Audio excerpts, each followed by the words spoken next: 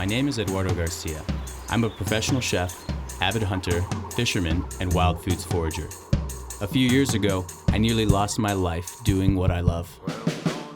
Since then, I've doubled down on my mission to make food an integral part of every adventure.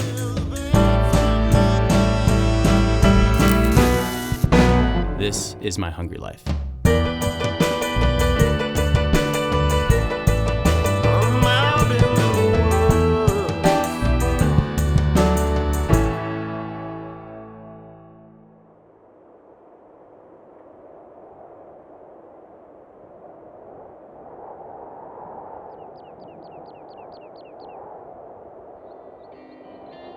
The type of hunting I've done in my life has been so low maintenance, meaning I grew up in an idyllic location for hunting and fishing. I wasn't having to venture 10 miles deep to uncharted territory to find animals. This bighorn sheep hunt came about because I'm elk hunting and I see 3 beautiful rams and I realize, I have this aha moment, I've never hunted bighorn sheep. Those are some serious rams hanging out in elk country in my backyard. I don't even know what bighorn sheep tastes like. The reason I hunt is to eat, to make a meal, is to experience the flavor and taste. And this is the first time in my life I have ever dedicated myself to the pursuit of a meal like this before. You know, the thing about Ben is he's an incredible horseman. His background is training Mustangs, wild American Mustangs. And honestly, I mean, there's no one in the world I'd rather have on a pack trip than Ben Masters. The American West is vast. I mean, that's the beauty of it, and that's the challenge of it. Sheep?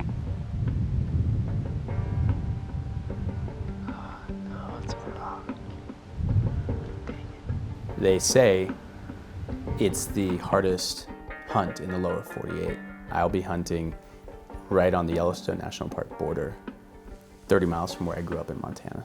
Just spotting a bighorn sheep, let alone a legal bighorn ram, in a zone that's that big is incredibly challenging.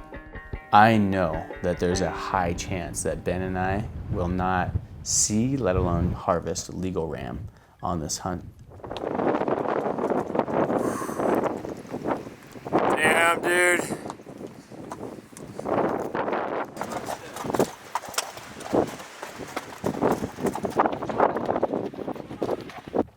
But you better believe that we're bringing as much good food as possible with us and or sourcing or finding it where it's available. There's a ton of black currants right up here. Make you a deal, Masters. What's the deal? So if you can outpick me at these black currant patch right here, then I'll make the first cocktail. What all flavors of berries are there out here? Well, we should be finding huckleberries also. We should find elderberry, thimbleberry, and whortleberry or grouseberry, which are my favorite. They taste like bubble gum. Have you ever sipped on a black currant corn whiskey cocktail at 9,700 feet? No, but I want to. That took what, 5 minutes to get? Ish. So when you eat a nettle, you gotta fold it into itself like that, and then fold it again, and fold it again. That way all the stingers are on the inside. And then you can eat it. Okay, I think I got what I need out of here.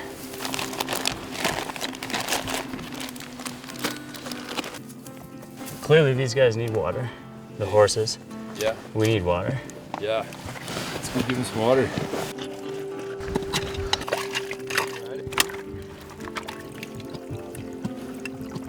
Pools, Ben. We've got 4 main pools for horses to drink out of that by the time we're back tomorrow will be nice and clear and full. This is camp, buddies. Welcome home.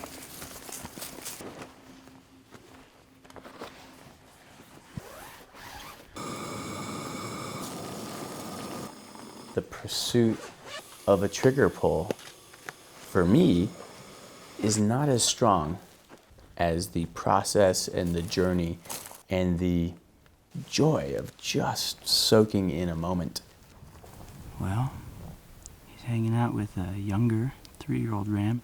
I haven't seen a legal ram in this district yet, and I've covered it. If they're not there, they're not there.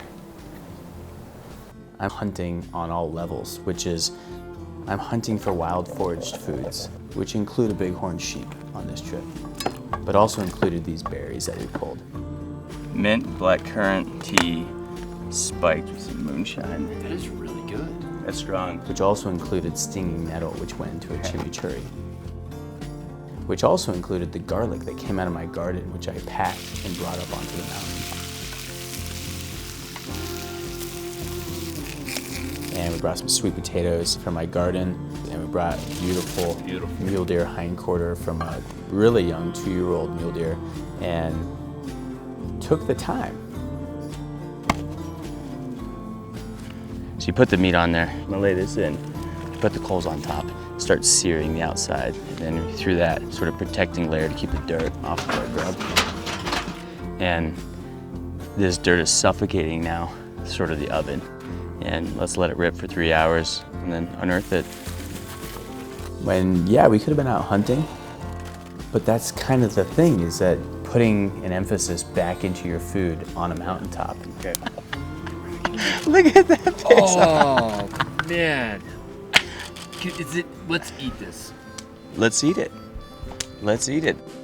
Part of the joy for me in hunting is that it's not easy. The most forgettable meal are the ones that require no effort.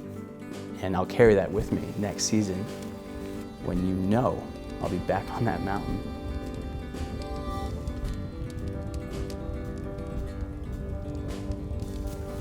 I invested more than half a year into the pursuit of a single meal and never got to sink my teeth into a perfectly cooked bighorn sheep steak.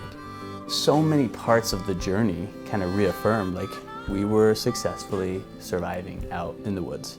It's not typical to think that that's success, you know, coming home empty-handed. Hunting is the act of pursuing a one thing.